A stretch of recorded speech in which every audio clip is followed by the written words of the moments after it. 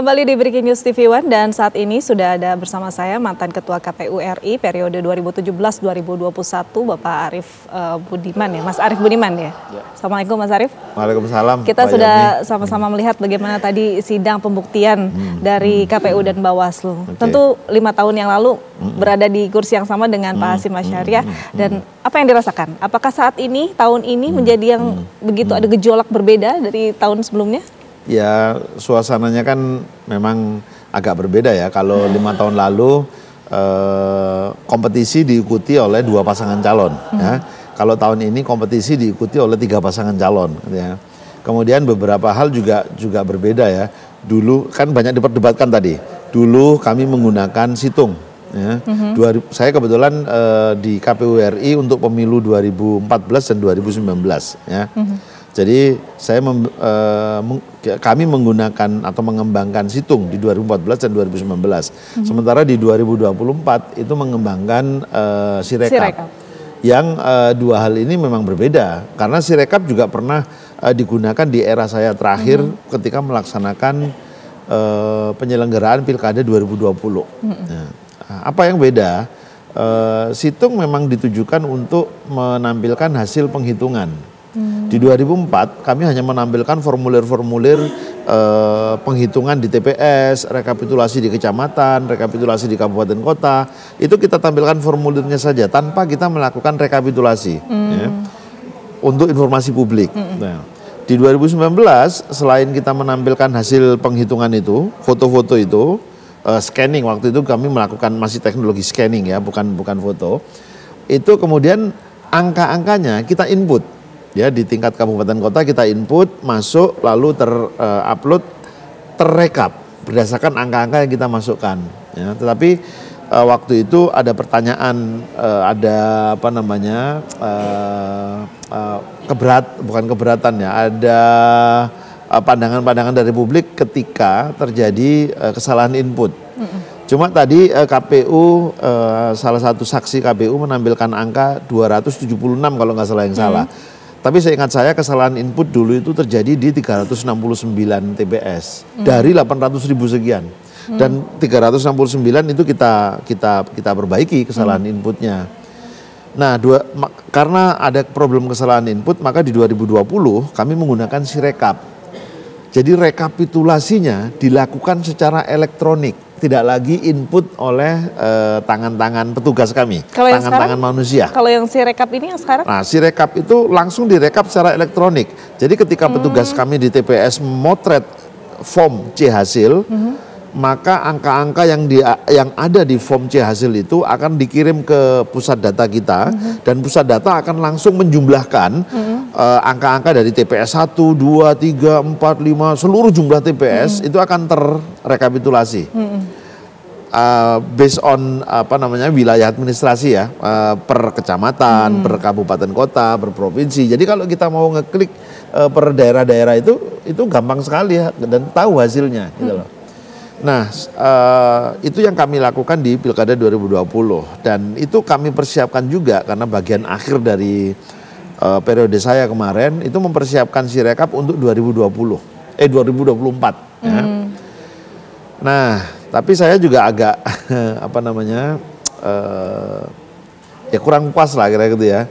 Kok kemarin banyak sekali terjadi kesalahan baca, kesalahan baca dari teman-teman yang mengupload data form C hasil ke sistem Sirekap, ke aplikasi Sirekap gitu ya. Apalagi dalam salah satu konferensi pers Ketua KPU itu kan terdapat apa istilahnya itu saya lupa ya, tapi kurang lebih kesalahan itu terjadi di 154.000 TPS. Wah, itu besar sekali gitu loh. Gitu. Kesalahan itu mungkin bisa terjadi karena tim teknya sendiri melakukan kesalahan gitu ya? Atau kurang atau seperti apa? Saya tidak tahu ya. Karena tadi tidak dalam proses keterangan yang diberikan oleh saksi, terutama dari teman ITB, tadi saya juga tidak menangkap penjelasan detail kenapa sampai terjadi kesalahan baca itu. Apakah kamera-kamera petugas KPPS yang kurang akurat membacanya, atau sistem yang salah membacanya, atau Saya tadi karena tidak mengikuti juga sih penjelasan secara full. Kami media juga kerap mengikuti ya si rekap ini, bagaimana hasil dari rekapitulasi begitu ya. Kadang terjadi error, tidak bisa dibuka. Betul. Loading begitu lama. Itu kenapa ya, Mas Arief? Ya mestinya itu bisa terurai ya di persidangan ini ya. Mudah-mudahan nanti karena ada keterbatasan waktu, pertanyaan-pertanyaan dari pemohon, termohon, terkait, pemberi keterangan, mungkin majelis hakim nanti akan bisa menguraikan itu. Karena mereka justru jauh bisa lebih punya waktu banyak ya untuk mengajukan pertanyaan-pertanyaan, menguraikan detail-detail hal yang belum jelas ditanyakan maupun dijawab oleh para pihak gitu ya. Nah, ya, ini kan mudah-mudahan terurai semua. Saya pikir publik perlu mendapat penjelasan itu. Ini kan agendanya adalah pembuktian dari KPU. Apa sih yang harus dibuktikan di waktu-waktu saat ini? Yang harus dibuktikan oleh KPU secara umum adalah kinerja mereka, ya. Seluruh dokumen pencatatan hasil pelaksanaan pemilu, mulai level TPS, PPS, PPK, kabupaten kota, provinsi sampai di tingkat nasional itu harus terdokumentasi dengan baik sebagai bagian dari pertanggungjawaban. Yang kedua, tentu menjawab dalil-dalil yang disampaikan oleh para pemohon. Nah, itu dia harus mampu jawab semua. Jadi itu bagian dari pertanggungjawaban penyelenggara pemilu. Jadi sebetulnya di proses persidangan di Mahkamah Konstitusi ini bukan sekedar siapa yang benar siapa yang salah, tetapi ini juga menjadi bagian proses bentuk pertanggungjawaban KPU terhadap publik, ya, bahwa dia telah menyelenggarakan pemilu free and fair, luber dan jurdil. Itu tercapai apa enggak? Gitu. Nah, nanti kita lihat majelis kan akan menilai. Ini dalil pemohon, ini jawaban dan keterangan termohon atau KPU-nya. Majelis akan menilai. Nah, baru kita bisa mengambil kesimpulan pekerjaan yang dilakukan oleh KPU udah sesuai, sudah benar apa tidak. Gitu. Baik, dari saksi-saksi dia, pemohon ini kan mengajukan beberapa saksi. Dari Mas Arief melihat, apakah saksi-saksi yang dihadirkan ini menguatkan dari dalil-dalil yang mereka gugat seperti itu? Saya tidak bisa memberikan penilaian itu sebetulnya ya, karena pasti nanti akan bias gitu ya.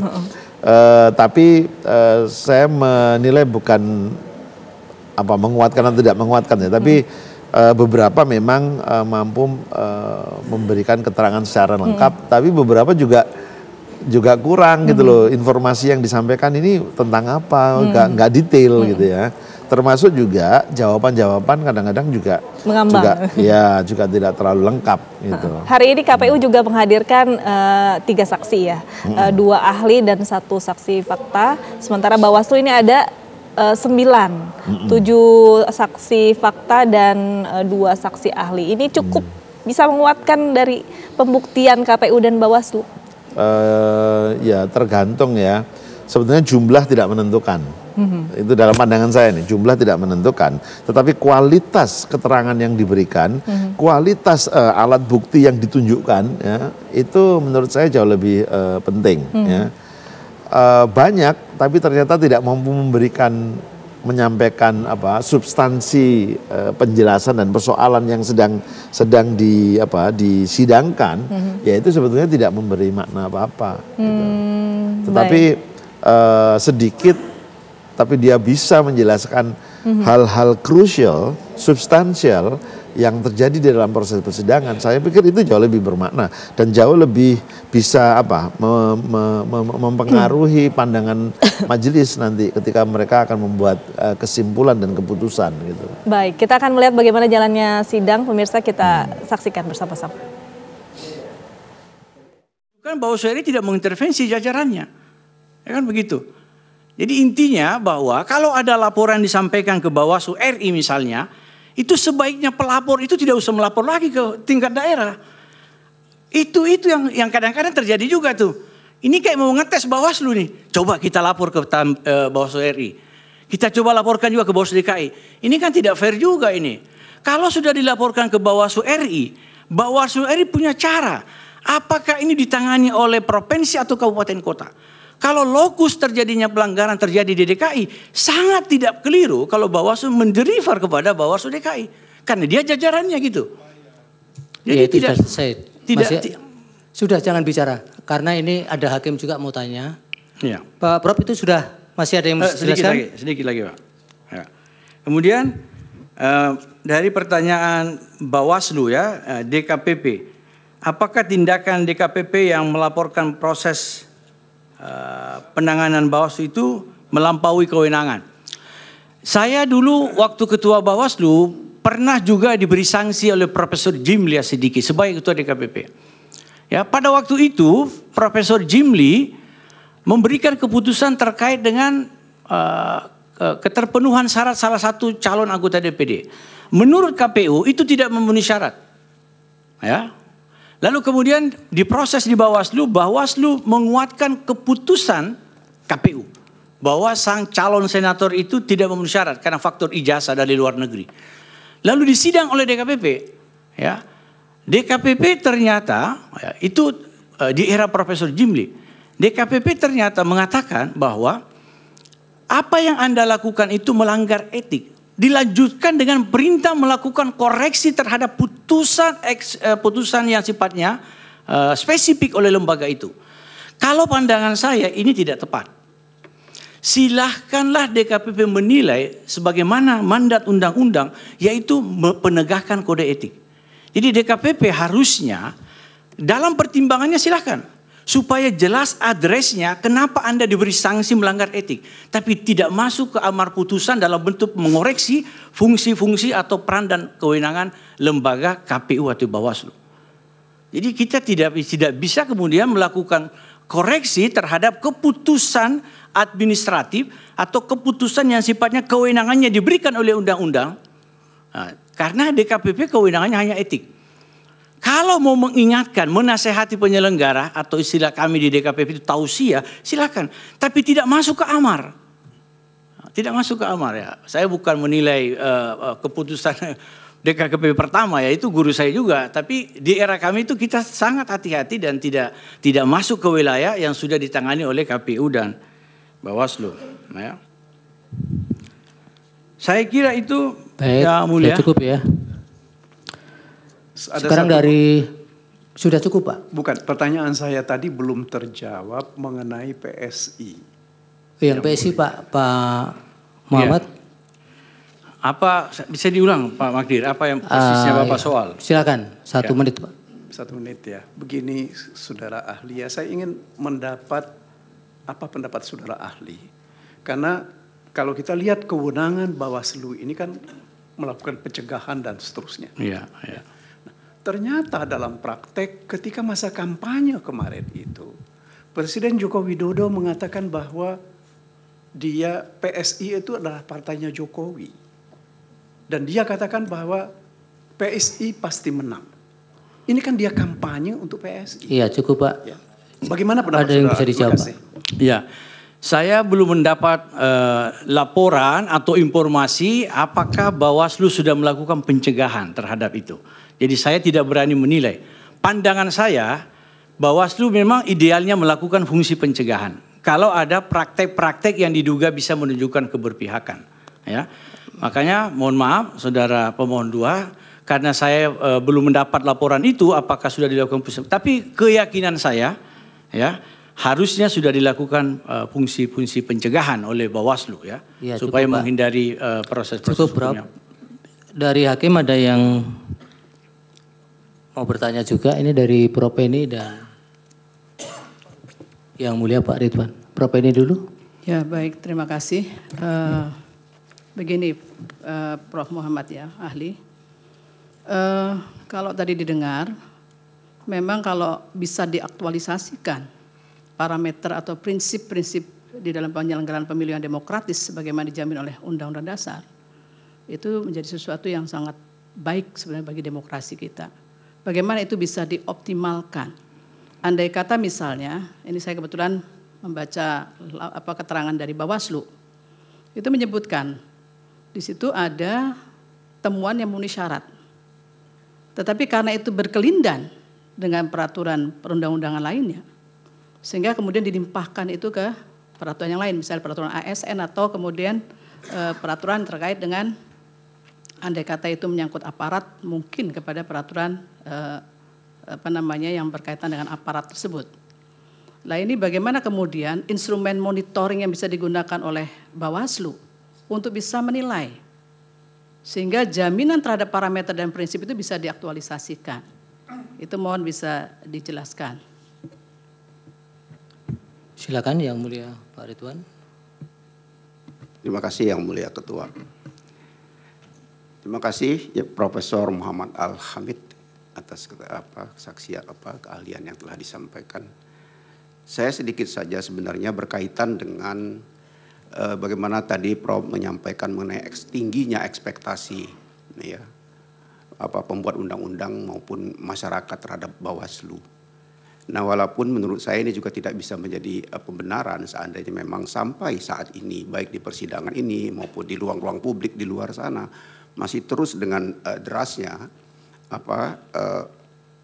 keberatan-keberatan atas laporan-laporan itu yang tidak ditindaklanjuti oleh Bawaslu. Baik itu Bawaslu di daerah maupun di pusat. Nah, dengan maksud untuk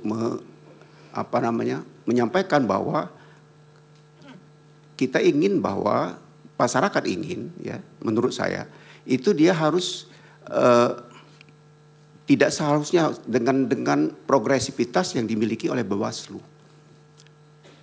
Dengan banyak misalnya tidak hanya pencari keadilan itu tidak mesti dia berbaju rapi dengan format yang rapi yang dibawa laporannya.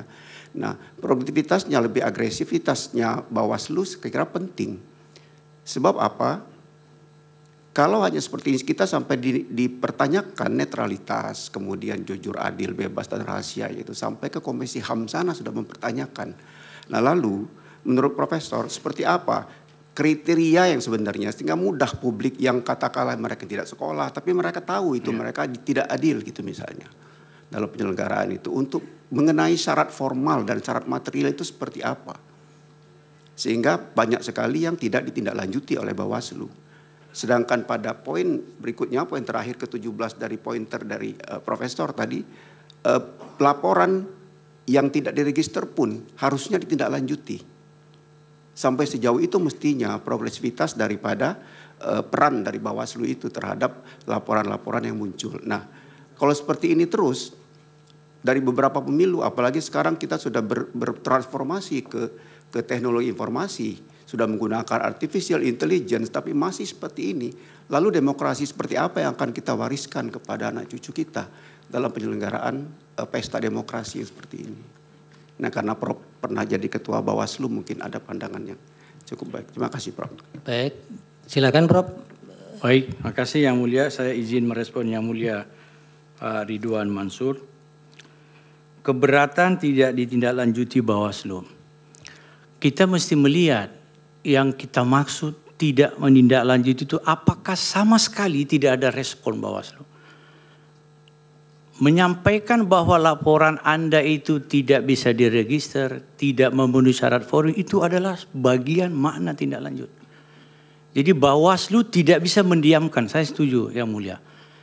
Dan Bawaslu bisa disoal ke DKPP kalau ada laporan yang ternyata tidak bisa ditindaklanjuti atau tidak ditindaklanjuti. Jadi pandangan saya bahwa yang dimaksud tidak lanjuti itu tidak berarti bahwa dia harus gol sebagai sebuah pelanggaran administrasi, pelanggaran pidana. Tapi bagaimana Bawaslu menyampaikan kajian awal, bagaimana Bawaslu menyampaikan verifikasi formil materis atas laporan itu, itulah tindak lanjut. Jadi tindak lanjut itu tidak seperti yang kita harapkan sesuai dengan apa yang diharapkan pemohon. Bahwa caleg itu, capres itu diproses pidana. Tapi ada tanggung jawab berdasarkan peraturan Bawaslu. Jadi untuk hal itu saya respon seperti itu Yang Mulia. Nah saya setuju bahwa ada beberapa mungkin ini catatan buat Bawaslu. Di era saya sudah terjadi.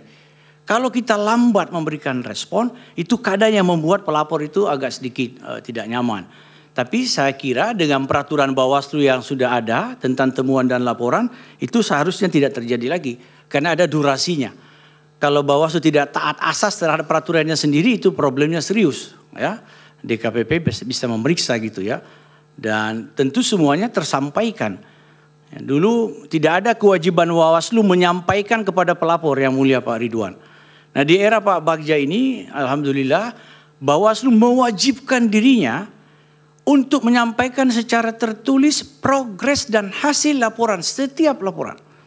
Satu, Bawaslu mewajibkan dirinya untuk menempel di kantor-kantor Bawaslu di mana laporan itu diterima. Dan Bawaslu mewajibkan diri untuk melaporkan itu kepada publik. Jadi saya sangat yakin bahwa keterlambatan laporan itu sudah tidak terjadi lagi karena Bawaslu sudah terikat dengan peraturan Bawaslu. Nah memang ya tentu kita tidak bisa memuaskan semua orang. Di era saya juga pada saya ketua Bawaslu dan ketua DKPP kantor kami itu juga seperti yang sekarang ini. Ya prinsip saya sepanjang kita sudah melaksanakan semua aturan dan mempedomani kode etik, ya saya akan mengingatkan kita tentang Lukmanul Hakim dengan putranya. 3 menit kalau bisa yang mulia. Dari Prof Eni di bagaimana? Ya sebelum ke Prof, ya sebelum ke yang mulia Prof Eni. Ini masih kaitan dengan pertanyaan atau masukan dari yang mulia Pak Ridwan. Iya silakan. Ya, jadi saya selalu menghibur diri saya ketika saya menjadi penyelenggara dan menghibur teman-teman KPU Bawaslu sekarang ini. Ya kita itu tidak bisa memuaskan semua orang. Tuhan saja kadang-kadang keputusannya itu ada yang tidak terima. Ya apalagi makhluk. Saya memberi contoh cerita Lukmanul Hakim di kitab dengan putranya. Satu ketika Lukmanul Hakim mau memberi pelajaran kepada putranya yang sudah balik. Nah kita mau masuk di pasar, kamu perhatikan komentarnya orang pasar. Dengan cara apa? Kamu naik di atas kuda, saya narik kuda itu. Orang pasar mengatakan, ini anak durhaka. Dia sudah balik, kok ayahnya yang narik kuda itu. Oke, itu komentar pertama orang pasar. Komentar kedua, ayahnya naik kuda, anaknya yang narik. Orang pasar mengatakan, ini betul-betul ayah yang tidak tahu diri. Kasihan anaknya dia naik di atas kuda, enak-enakan. Balik lagi di pasar yang sama, orang yang sama. Kita naik bersama di kuda itu. Apa kata orang pasar? Waduh baru kali ini saya lihat 2 makhluk Tuhan tidak punya peri kebinatangan. Ini kuda terseok-seok mengangkut 2 orang. Lalu dia mengatakan kalau gitu kita kosongkan saja kuda itu. Kita tarik bersama. Orang yang sama berkomentar. Baru kali ini saya lihat 2 orang paling bodoh di dunia. Kuda ini untuk ditunggangi. Balik lagi. Wahai putraku kita masih punya 2 event. Sekarang kuda itu kita angkut. Jadi kita yang angkut kuda, bukan kuda yang angkut kita. Dia bilang, betul-betul manusia jahiliyah. Baru kali ini ada manusia yang angkut kuda. Mulia. Dan seterusnya. Ya. Mungkin ya sudah. Biar masuk ke substansi aja yang mulia. Ya. Masuk substansi aja yang mulia. Baik. Jawaban dari tadi hakim mengizinkan, tidak usah ada yang keberatan. Ya. Silakan yang dari Prof Eni. Ya, yang mulia Prof Eni, ya. Instrumen monitoring apa? Jadi memang Bawaslu itu punya kewenangan untuk mengadres atau untuk merekomendasi atau meneruskan dugaan pelanggaran lainnya tidak terkait pemilu. Misalnya dengan dugaan netralitas ASN. Bawaslu punya MOU bersama KPU, Kemendagri dengan Komisi Aparatur Sipil Negara. Di MOU itu jelas sekali ya bagaimana cara atau fungsi monitoring yang akan dilakukan. Jadi memang idealnya Bawaslu ketika ada dugaan pelanggaran netralitas itu ya tidak hanya mendiamkan, setelah merekomendasi itu lalu ada kemudian forum koordinasi atau ada forum bagaimana melihat rekomendasi Bawaslu itu misalnya terkait di luar kewenangan Bawaslu. Jadi itu memang diatur juga. Saya kira itu yang mulia. Terima kasih Prof. Terima kasih. Sedikit aja yang mulia. Ya. Boleh pimpinan. Tadi saya lupa kalau seandainya ada kepada atau mungkin kepada Bawaslu rekapitulasi secara teknologi informasi yang dimiliki oleh Bawaslu tentang rekapitulasi atau data dari laporan-laporan itu yang sudah selesai ditindaklanjuti dan yang belum itu. Kalau seandainya ada, saya kira di dalam lembaga yang sudah bertransformasi ke teknologi informasi memiliki data-data seperti itu. Bisa dijawab? Ya, kalau di undang-undang itu pengawas TPS termasuk yang mendapatkan C hasil. Jadi semua hasil pemilu di seluruh Indonesia di setiap TPS Bawaslu memiliki. Itu yang saya pahami. Karena perintah undang-undang KPPS wajib menyerahkan 1 C hasil kepada selain saksi parpol juga kepada pengawas TPS. Baik, terima kasih Prof. Masih ada. Jadi ahli ini belum menjawab saya sebetulnya. Ya. Karena itu terkait dengan pelaksanaan kepemilian itu, ya. Jadi sebetulnya Yang saya tanya, monitoring apa yang bisa dilakukan oleh Bawaslu untuk memonitor bagaimana tindak lanjutnya yang dikembalikan pada undang-undang yang lain itu. Karena kan tadi prinsip dasarnya adalah prinsip pemilu yang demokratis. Ya, tapi kalau tidak jauh juga nggak apa-apa. Ya, begini Yang Mulia. Jadi Bawaslu tidak bisa memaksa lembaga lain untuk mengeksekusi dugaan pelanggaran di luar kepemiluan. Di era saya itu banyak sekali ASN kita rekomendasi ke KSN. Tapi kita tidak punya instrumen ya untuk bisa quote and quote memaksa KSN untuk menindak aparatnya itu. Ya, ada beberapa kasus rekomendasi Bawaslu terkait tidak netralnya ASN disimpan dalam laci. Kalau dia terpilih ya dianggap kasih peringatan ringan. Jadi itu mungkin kelemahan. Ya, jadi Bawaslu tidak bisa memaksa lembaga lain ketika sudah merekomendasi terjadi dugaan pelanggaran di luar kewenangan Bawaslu untuk agar supaya ditindak sesuai ketentuan peraturan. Paling mengimbau ya itulah nasib Bawaslu begitu. Baik, izin Yang Mulia. Iya, sudah cukup. Ini menjelaskan masalah Prof Eni. Ada yang baru sekarang kita punya SKB 5 lembaga untuk perkara netralitas ASN termasuk pelanggaran pemilu sekarang Prof. Pelanggaran peraturan perundang-undangan lainnya itu ada di KASN namanya siap.net, itu bisa kita akses dan juga ada laporannya dari setiap yang ditangani oleh Bawaslu dan dilanjutkan kepada Komisi Aparatur Negara. KASN akan menyampaikan kembali kepada Bawaslu dan kami sudah sampai sekarang insya Allah sudah berhasil dilakukan. Kalau tidak menyampaikan, apa kontrol Bapak? Kalau tidak menyampaikan kami akan menanyakan kepada surat kepada KASN dan teman-teman Bawaslu Provinsi dan Kabupaten Kota juga melakukan hal yang sama. Bukan yang tidak menyampaikan ke ASN-nya. Kami akan menanyakan kepada KASN mengenai rekomendasi dari Bawaslu terhadap ASN yang kami duga untuk melanggar. Mohon Yang Mulia pemohon 02 selalu berkomentar yang saya kira agak mengganggu, annoying. Izin Yang Mulia. Siapa? Dari tim hukumnya. Kedengaran suaranya Yang Mulia, ya. Izin. Kita menghormati lembaga masing-masing, kami menghormati pemohon 02. Ya, nanti kami juga yang punya kewajiban untuk memperingatkan. Cukup ya. Terima kasih ya, Prof. Muhammad. Siap. Ya, keterangannya mudah-mudahan menjadi bahan pertimbangan yang akan dipertimbangkan dalam pengambilan keputusan nanti. Silakan, sudah cukup. Baik, untuk semua pihak kita break dulu sampai pukul 14.40 waktu Indonesia Barat. Sidang diskors. Hadirin dimohon berdiri. Yang Mulia Majelis Hakim Konstitusi meninggalkan ruang persidangan.